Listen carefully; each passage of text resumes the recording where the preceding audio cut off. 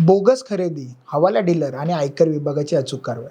आज आपण पाहणार आहोत एक अत्यंत महत्त्वाची केस, जी बोगस खरेदी, हवाला व्यवहार आणि आयकर तपासणीच्या अवतीभोवती फिरते. ही गोष्ट आहे मुंबईमधल्या एक नैतिक जेम्स नावाच्या हिरे व्यापाऱ्याच्या कंपनीची. सुरुवात ज्यावेळी झाली होती त्यावेळी आयकर विभागाने देशभरातल्या काही नामांकित म्हणजे जे नोवेबल ज्या काही अशा कंपन्या होत्या त्यांच्या तपासण्या सुरू केल्या होत्या. कारण काय झालं होतं, आत्ताच्या घडीला GSTचा डेटा आणि इन्कम टॅक्सचा डेटा हा मर्ज झालेला आहे, एकत्र झाला आहे.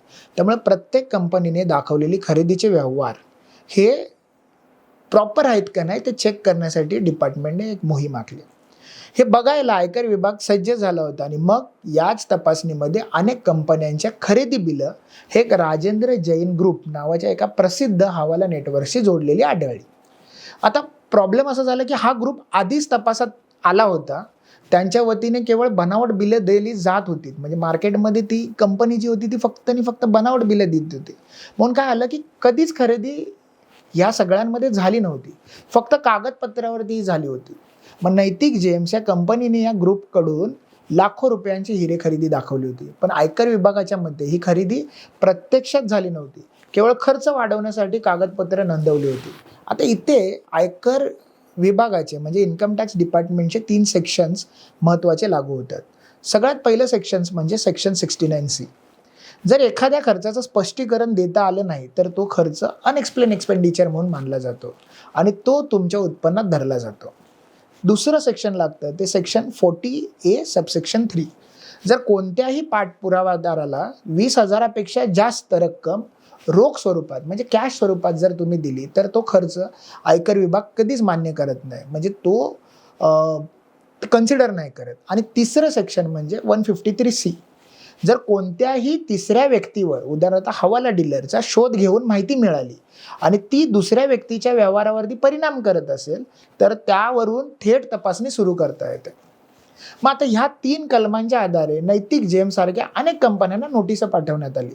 कंपनीकडून दाखवलेली खरेदी जवळपास अंदाजे 7 लाख इतकी होती आणि त्यावरती आकारला गेला तो वेगळ्या पद्धतीचा कर. या कंपन्याप्रमाणेच जवळजवळ शांती विजय ज्वेलर्स, प्रंकित एक्सपोर्टर अशा अनेक कंपनींना विभागाने बोगस परचेसच्या प्रकरणावरून एक पेनल्टी ॲक्शन घेतली, दंडात्मक कारवाई करण्याचा प्रयत्न केला. या प्रकरणामध्ये महत्त्वाचं काय होतं की विभाग आता केवळ कागदांच्या व्यवहारावरती अवलंबून नव्हता, म्हणजे त्यांना डॉक्युमेंटेशन स्वरूप पाहिजे असं नव्हतं.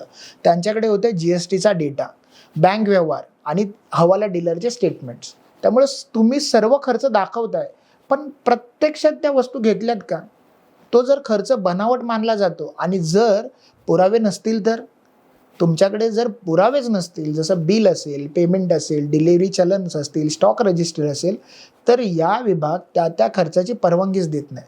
शेवटी एक महत्त्वाचा धडा काय आहे, आजच्या काळात केवळ बिल पुरेसं नाही आहे, खरेदी वस्तू, बँकेद्वारेचे पेमेंट, पुरवठा जसं सेलर आहेत त्यांची काही ओळख, हे सगळ्याचं सगळं गरजेचं आहे. अन्यथा विभाग तुमच्या खर्चाला अनमान्य करू शकतो, कन्सिडर नाही करणार. आणि आता जेव्हा तुम्ही तुमच्या व्यवहारासाठी खरेदीसाठी व्यवहार करता तेव्हा खात्री करा की ती खरेदी खरीच आहे. पुरावे नीट जतन करा आणि हवाला डीलर टाळा.